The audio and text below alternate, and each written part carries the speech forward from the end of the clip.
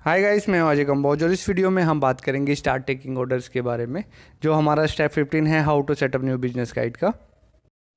आपने अपने बिजनेस के सभी स्टेप्स कंप्लीट कर लिए, आपने प्रमोशन किया है, मार्केटिंग किया है, आपने सेल्स स्टाफ को रिक्रूट कर लिया है, या फिर आप ही सेल्स पर्सन का काम कर रहे हैं। तो अब जो टाइम है वो है कि आप फील्ड में जाइए और ऑर्डर कलेक्ट करिए अपने बिजनेस के लिए। ऑर्डर कलेक्ट करना सेल्स की नींव होती है, लेकिन हमने इसको सबसे लास्ट में रखा है, 15 स्टेप में रखा है। तो उसका भी एक रीज़न है कि जब तक आपके सारी प्रिपरेशन आप कंप्लीट नहीं कर लेते तब तक आपको ऑर्डर के लिए मार्केट में नहीं जाना चाहिए। अगर आप बिना प्रिपरेशन के मार्केट में जाएंगे तो पॉसिबिलिटी हो सकती है कि आप ऑर्डर, अगर कोई आपको ऑर्डर करता है, आप उसको पूरा नहीं कर पाएंगे। हो सकता है कि आपको कोई अनएक्सपेक्टेड ऑर्डर मिल जाए और आप इस पोजीशन में नहीं हो कि आप उसको कंप्लीट कर पाओ। अगर आप कोई भी ऑर्डर टाइमली पूरा नहीं कर पाते हैं, उसको नहीं दे पाते हैं, तो हो सकता है कि किसी अच्छे कस्टमर को आप पूरी लाइफ टाइम देंगे। तो जब तक आप पूरे सारे स्टेप क्लियर नहीं कर पाए और इस पोजीशन में नहीं हो कि आप हर ऑर्डर को फुलफ़िल कर सको, हर को नहीं तो आप 90% ऑर्डर्स को फुलफ़िल कर सको, तब तक आपको ऑर्डर कलेक्ट नहीं करने चाहिए। ऑर्डर कलेक्ट करने के अलावा जो ऑर्डर प्रोसेसिंग है वो भी बहुत आसान होनी चाहिए, फ्री फ्लोइंग होनी चाहिए, कोई अननेसेसरी बैरियर्स नहीं होने चाहिए बीच में। किसी भी कस्टमर से ऑर्डर लेने से पहले आपको कुछ चीज़ों का ध्यान रखना ज़रूरी है। बेसिकली आप जब बिज़नेस टू बिज़नेस कर रहे हैं या रिटेलर्स को सप्लाई कर रहे हैं, डिस्ट्रीब्यूटर को सप्लाई कर रहे हैं, तो उनमें ये फैक्टर्स ज़्यादा एप्लीकेबल होते हैं। आप जिस कस्टमर के साथ जुड़ने चाह रहे हैं उसकी रेपुटेशन कैसी है मार्केट में। किसी भी वेंडर की या कस्टमर की जो मेन रेपुटेशन होती है वो उसकी पेमेंट टर्म से होती है। दूसरे वेंडर्स के साथ उसकी पेमेंट डीलिंग कैसी है, टाइमली उनकी ड्यू पेमेंट को क्लियर करता है या नहीं करता है, या किसी की पेमेंट उसने रोकी हुई है या नहीं देता है, थोड़ा इजेक्टा है देते हुए।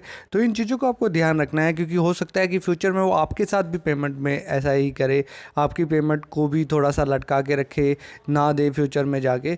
तो अगर ये है उसकी रेपुटेशन, तो आपको ध्यान रखना है, या तो उसके साथ एडवांस पेमेंट पे काम करना है, या बिल्कुल ही पेमेंट सिक्योरिटी के साथ सिक्योरिटी चेक वगैरह लेके, या आप अपने पेमेंट को सिक्योर करके ही चले तो ज़्यादा बेटर रहेगा।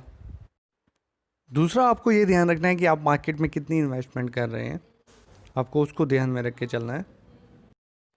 अगर आप मार्केट में केवल एडवांस पेमेंट पे काम कर रहे हैं तब तो कोई प्रॉब्लम नहीं है, मार्केट में आपका पैसा ज़्यादा नहीं फंसेगा। लेकिन फिर भी हो सकता है कि आप स्टार्टिंग में एडवांस पेमेंट से काम करें, थोड़े टाइम के बाद आपको क्रेडिट मार्केट में देना ही पड़ेगा।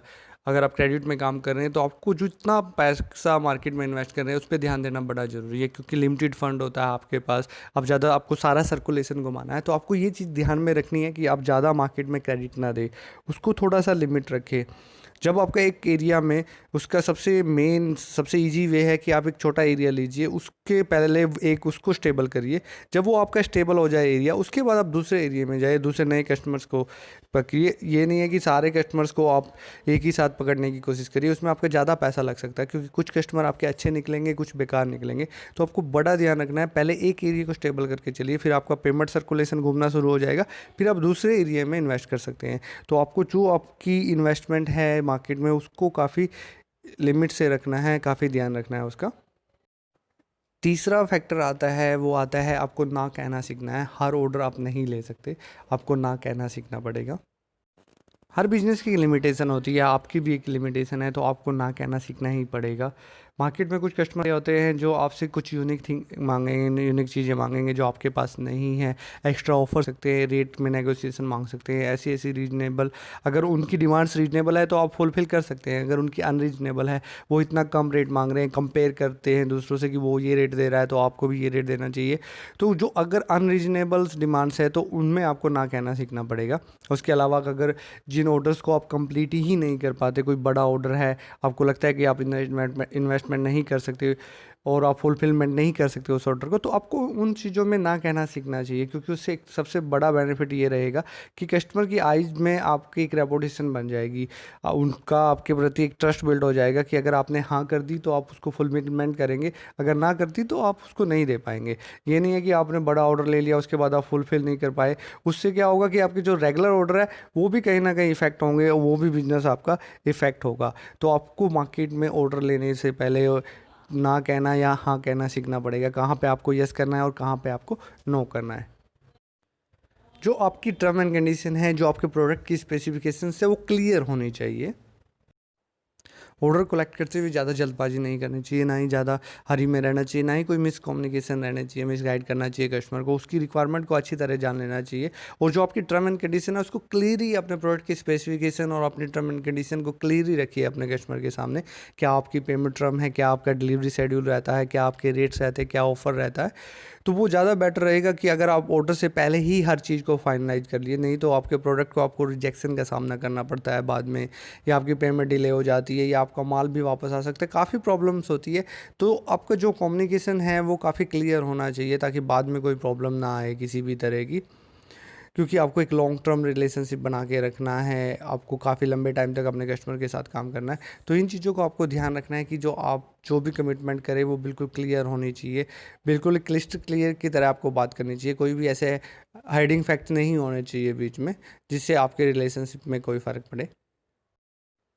आपको अपने कस्टमर के टाइम की रिस्पेक्ट होनी चाहिए।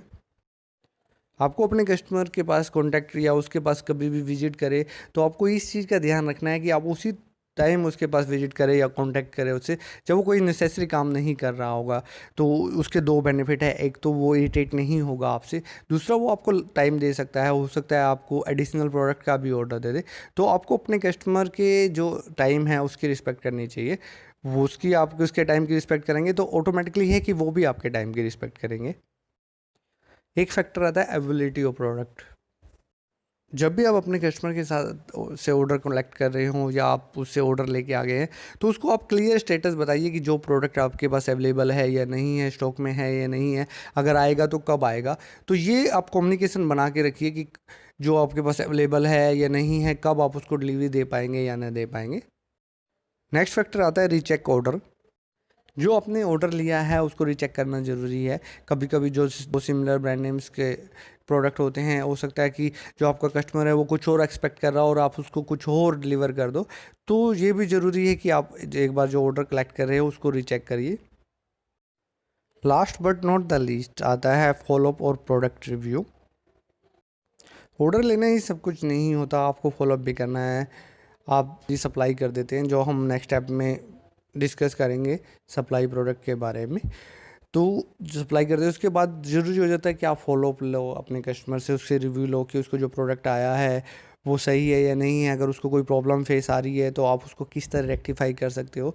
तो आपको काफ़ी चीज़ों का ध्यान रखना है, आपको फॉलोअप भी बड़ा ज़रूरी है, वो लॉन्ग टर्म रिलेशनशिप के लिए काफ़ी ज़रूरी होता है। उम्मीद करते हैं ये इन्फॉर्मेशन आपको अच्छी लगी होगी। Thanks for watching.